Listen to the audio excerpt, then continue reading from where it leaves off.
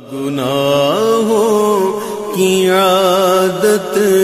چھڑا میرے مولا، مجھے نیک انسان بنا میرے مولا، مجھے نیک انسان بنا میرے مولا۔ نحمده ونصلي ونسلم على رسوله الكريم، اما بعد فاعوذ باللہ من الشیطان الرجیم، بسم اللہ الرحمن الرحیم۔ معزز سامعین اکرام، انوار صفا ٹرسٹ کے شعبہ درس و تدریس کے زیر اہتمام درس اصلاح احوال کا آج یہ پہلا پروگرام پیش کیا جا رہا ہے، اور اس پروگرام میں ہم وصیت کے حوالے سے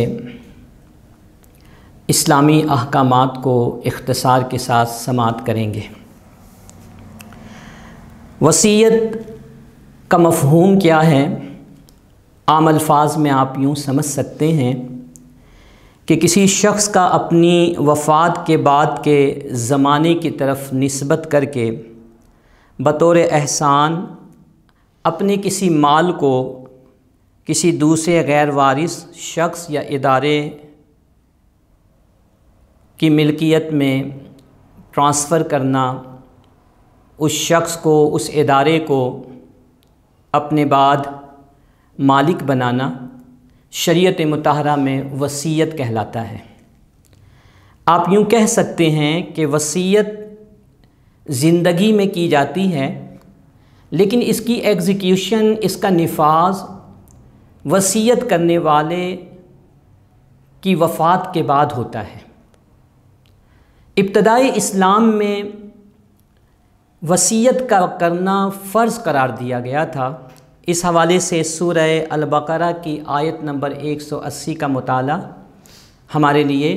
مفید ہوگا، کہ جس میں اللہ رب العزت نے وصیت کو فرض قرار دیا تھا، لیکن جب آیات المیراث یعنی وراثت کی تقسیم کے حوالے سے سورہ النساء میں آیات کریمہ نازل ہو گئیں، تو ان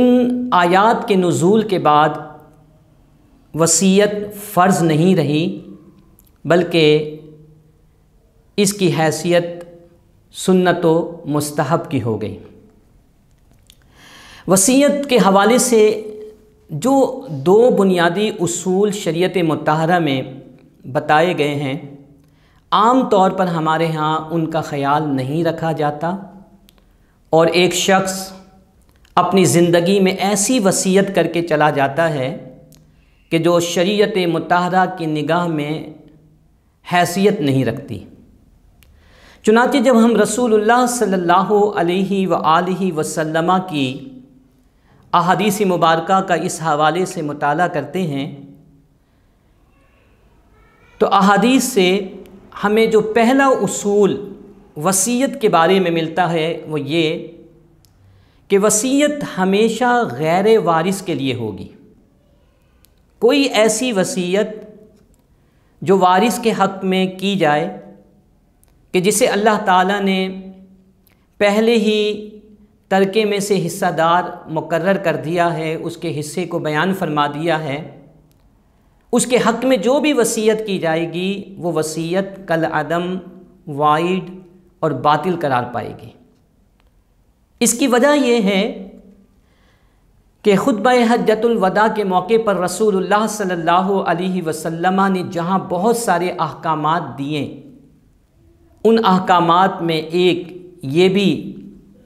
حکم تھا کہ فلا وصیۃ لوارث، کہ کسی وارث کے حق میں وصیت نہیں کی جائے گی۔ چنانچہ حدیث مبارک میں آپ صلی اللہ علیہ وسلم نے منع فرمایا، اور منع فرمانے کے بعد اس کی علت، اس کا ریزن اور وجہ بھی بیان فرما دی،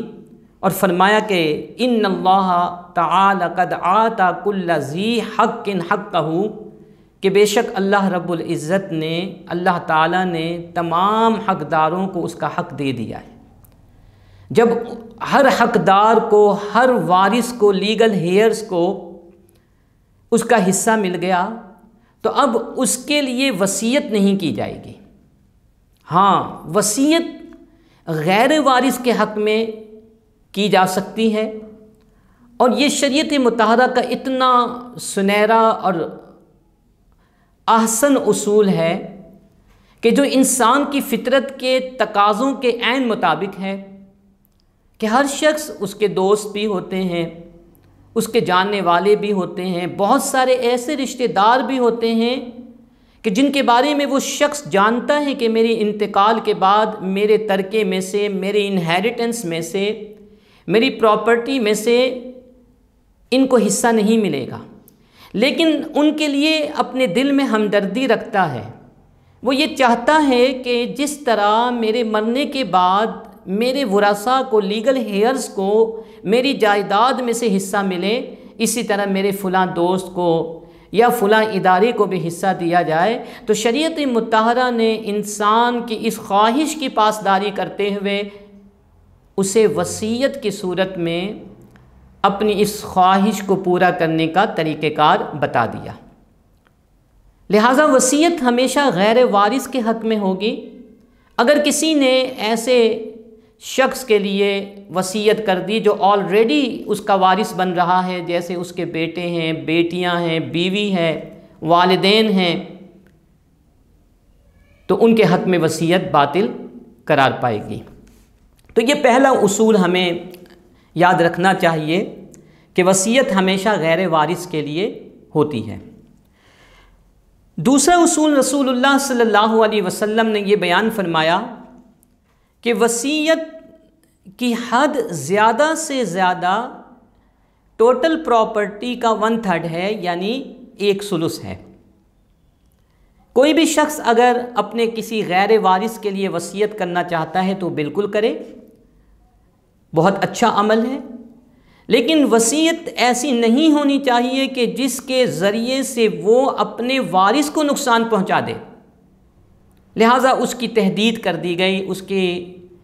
جو لمٹ ہے اس کو شریعت مطہرہ نے بیان کیا اور فرمایا کہ وصیت میکسیمم جو ہے 1/3 آف دا ٹوٹل پراپرٹی، جو جائیداد چھوڑی ہے اس نے، اس کی